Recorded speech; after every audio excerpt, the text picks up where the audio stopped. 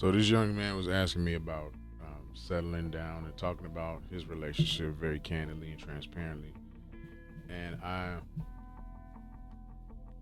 very careful about introducing certain ideas to certain people. Not to, I don't make, I don't try to prejudge. I don't try to make assumptions. But when you understand through enough inquiry and through enough of them expressing and opening, sharing things, you realize that people have different upbringings, and you want to. They come from different environments, and you want to introduce certain ideas in a palatable way, in a way that doesn't alarm them, in a way that doesn't, in a way that they can just digest. And then it's no different than when you introduce food to a baby. Okay, you start off with the pureed, soft stuff, and then as they grow teeth, as they grow, their jaws get stronger and bigger, and they can digest things better. You introduce more solid food. You introduce different flavors and different spices as you go along, and that's different. That's the same thing with knowledge and information.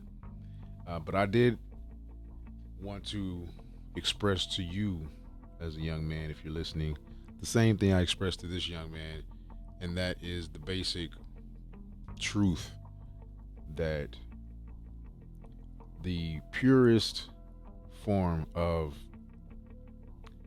the best and purest form of operating the dynamics between a male and a female romantically, a lot of it can be traced and based on pimp principles, for lack of a better term, to evoke a colloquial image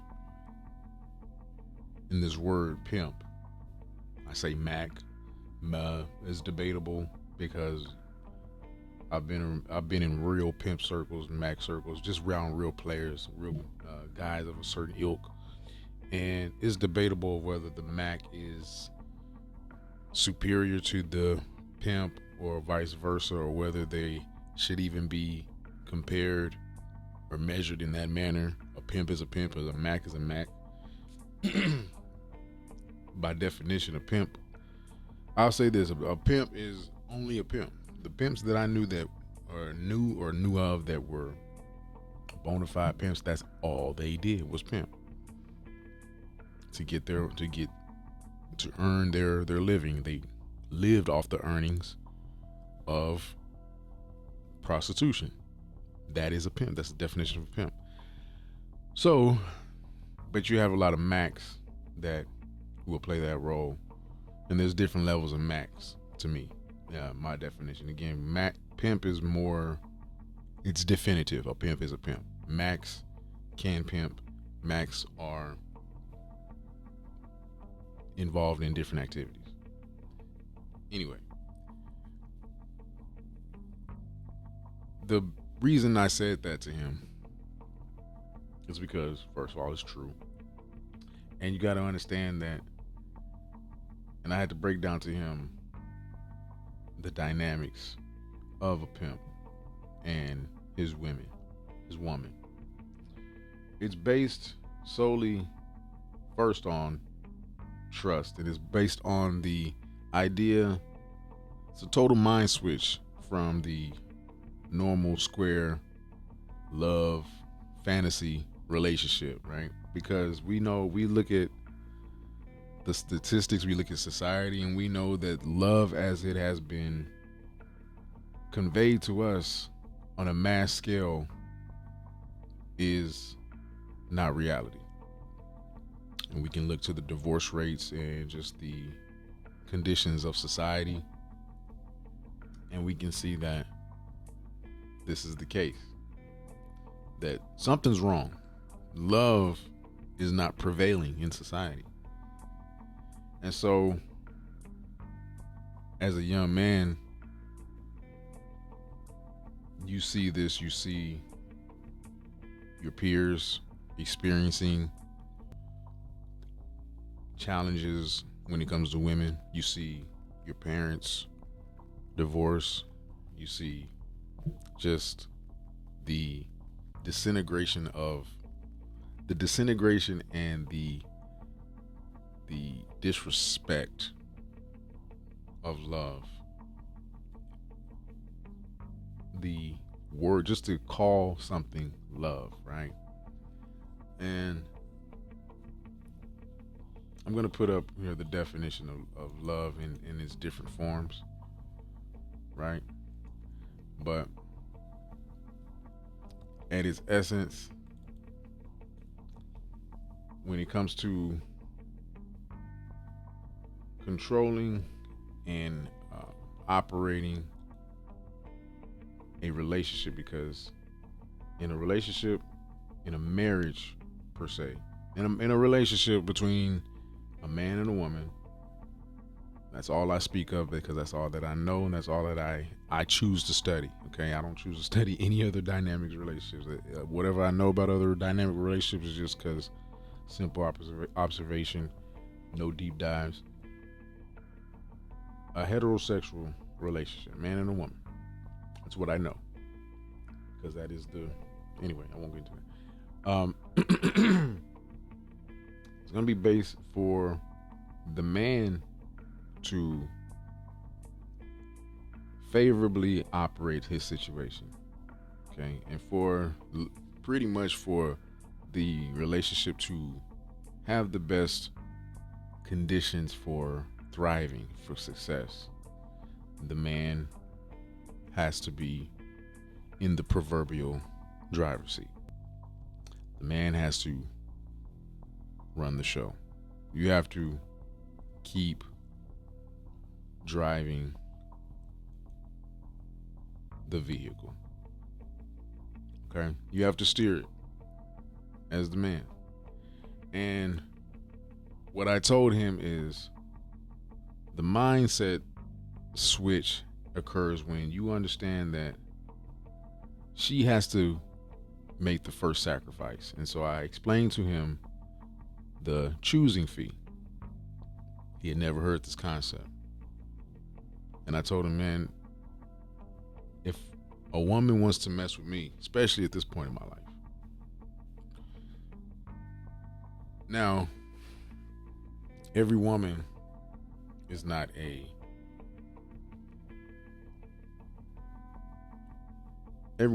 hoe per se,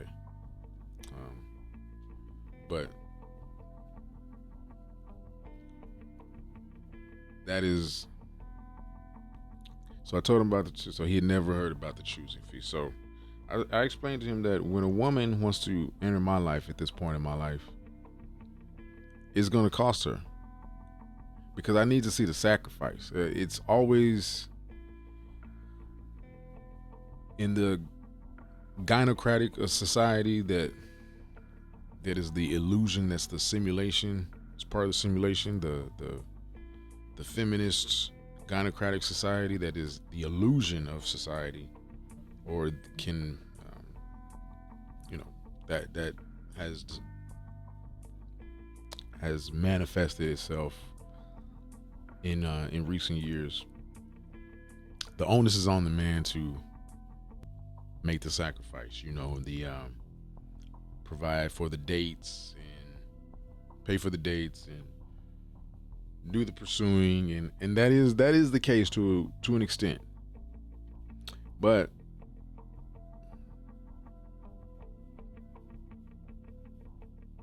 and that works in a certain realm of, I separate between the fantasy, because there are really truly, from my observation, I don't have empirical data, there are instances, there are situations where that fairy tale true love does exist. Usually it's going to occur with that first love, with that teenage love. Usually that is that love that endures. It's going to go through its hardships like anything else, but that is typically going to be the closest definition of that fairy tale love, and the type of love where it's truly a match made in heaven. It's truly something of a different nature. It's of a different nature, and it's of a almost a mystical nature. It's those relationships where the man truly doesn't have to worry about the loyalty and the admiration of his woman, and vice versa. And they are truly about each other, and there's no need for a power struggle. Okay, those relationships exist. They're rare.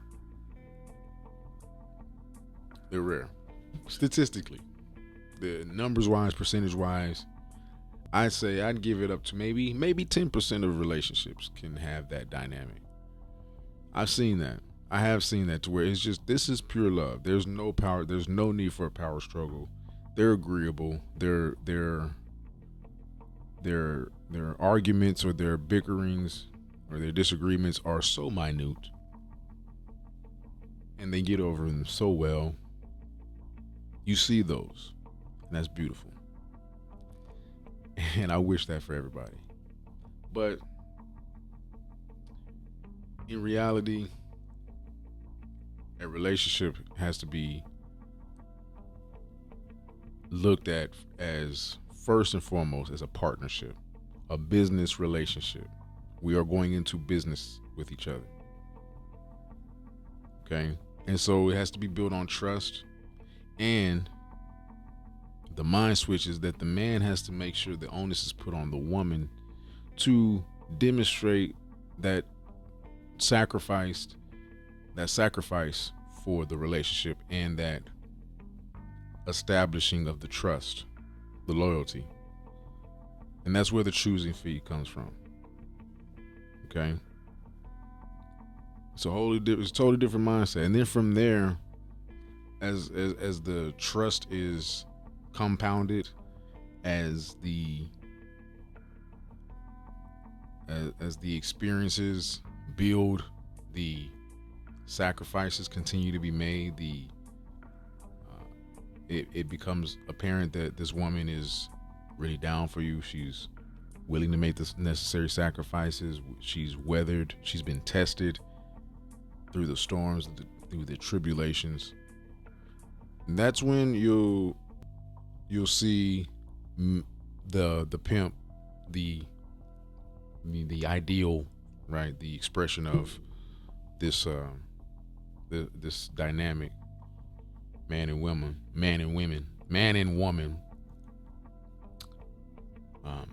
That's when you'll see the more softer side of the pimp.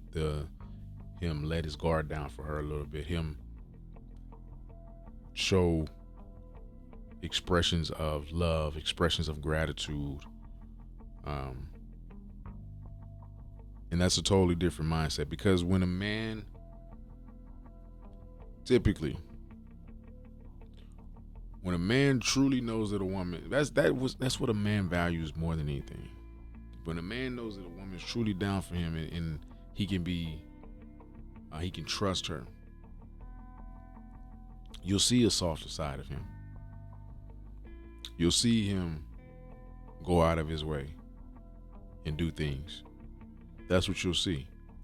So it's a total mind switch, and a woman, typically, a woman who has been conditioned by society, the mass group think, she'll disagree with that. But there's factions of women, and that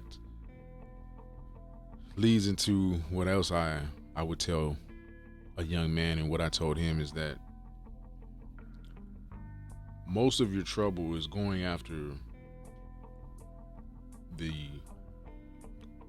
quote unquote bad girl, bad bitch, right? The hot girl, the there's a silent, sleeping, apathetic population of women that are bad, right? Bad by all accounts, or by all in standard definitions, physically, right?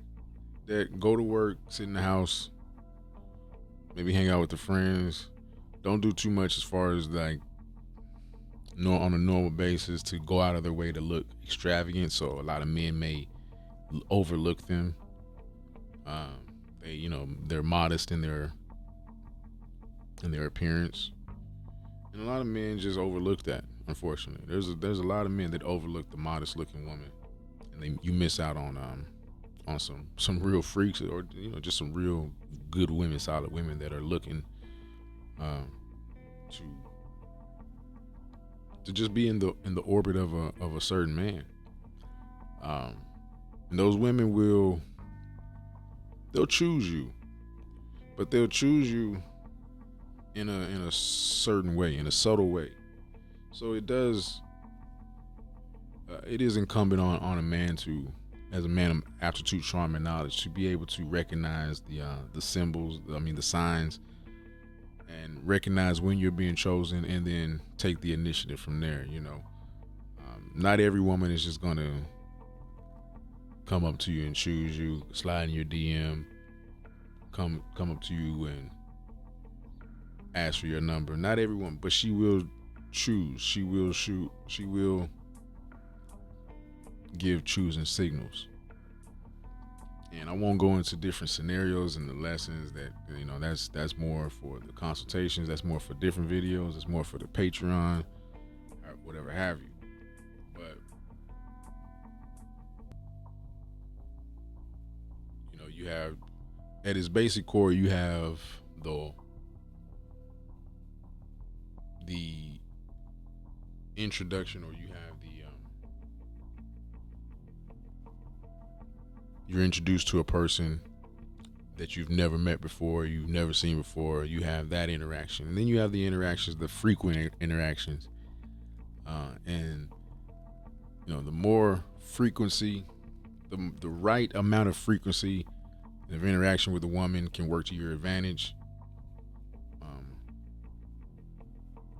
And then there's a different type of approach, different type of game when it comes to meeting somebody initially just for the first time, and not knowing that you'll ever see them again, per se. So you have those different interactions. When you meet somebody, you have those different interactions, and so that plays a part in the game, in the strategy, in the way the dynamics play out, and how you operate, how you maneuver.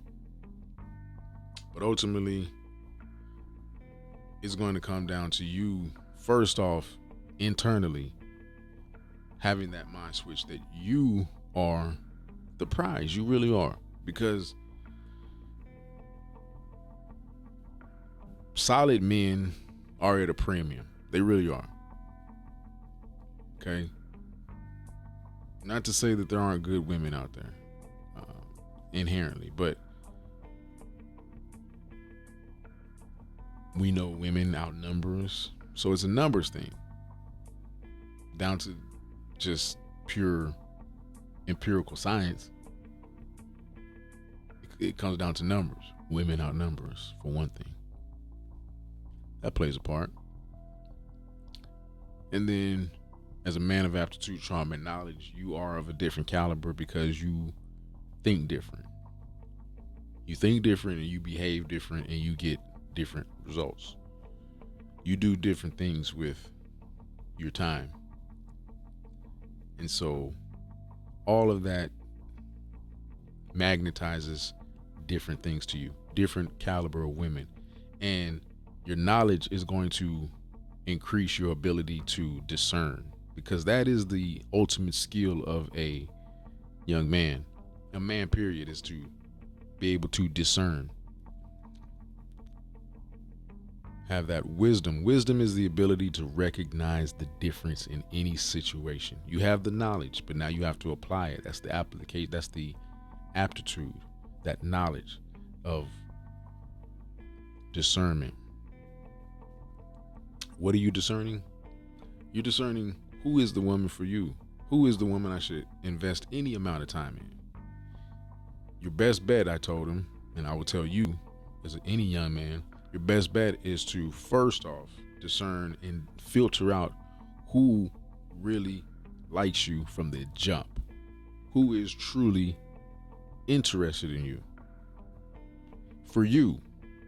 And that's why as a Mac, we don't lead with our pockets.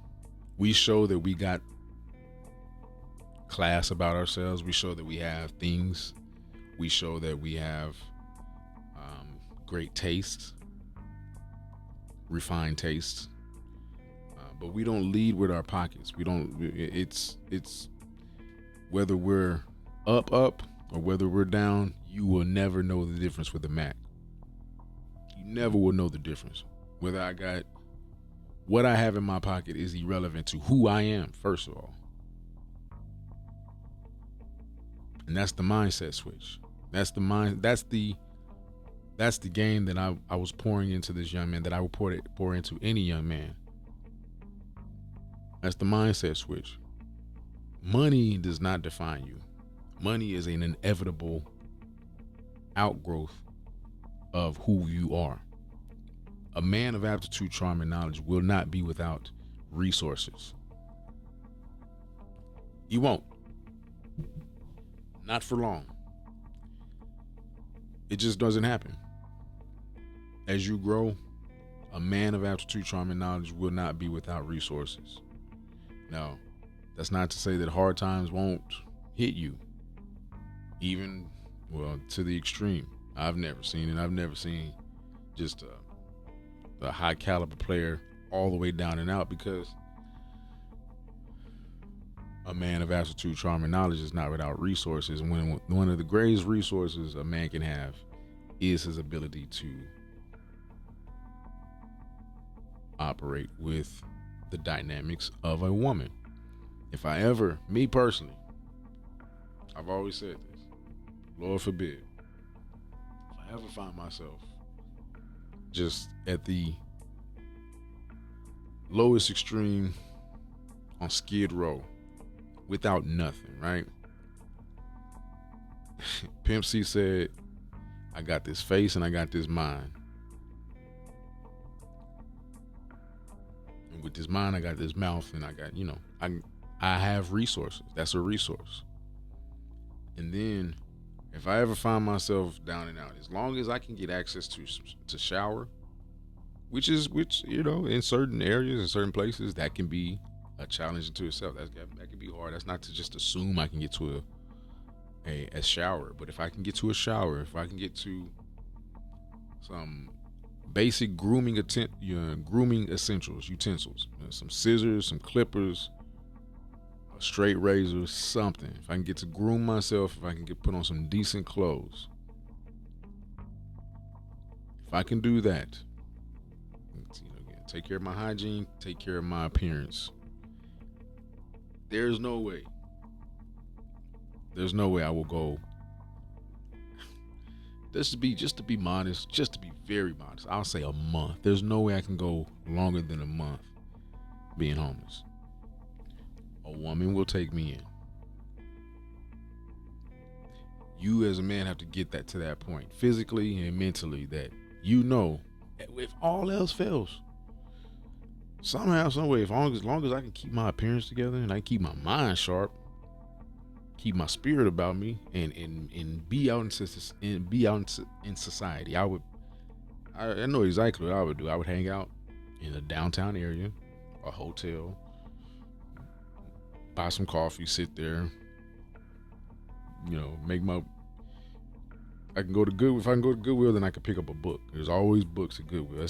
That's always been crazy to me, that the most valuable thing at Goodwill that you'll find at a thrift store at Goodwill is usually the cheapest thing. Usually you'll find the books for 99 cents or even half off, 50 cents. The cheapest things in thrift stores are going to be books. And that's a shame, because they're the most valuable things I've built. I have a very, very impressive, for me, and I'm something proud of, is my library. And a good portion of my library has been built from buying books from Goodwill. 99 cents, $1, 50 cents, But anyway, so if I can make my way to a Goodwill and find some decent clothes, and I can grab me a book, and groom myself, look decent, go sit in the lobby, Go sit in a restaurant, go sit somewhere, grab me a cup of coffee, have a book, look interesting. Somehow, I guarantee, because I do it all the time. It happens all the time now, even though I'm not homeless. The energy would precede itself. Someone, if you look the part, and then you develop your own style. It doesn't matter if you're homeless. You can have your own style as a homeless person if you can grab some clothes. Anyway, but I won't get into that. You just got something about you. Someone always comes up to me, and that would be the case. Someone will come up to me, or I'd have to go out there and hunt a little bit, and get in some women's face, and their space in their face, and they take me back to their place. I guarantee you. Guarantee you. If anything, I gotta fuck my way through. I'm the and a Mac is not a gigolo. We don't lead with our sex game. But you do what you gotta do. Use your resources.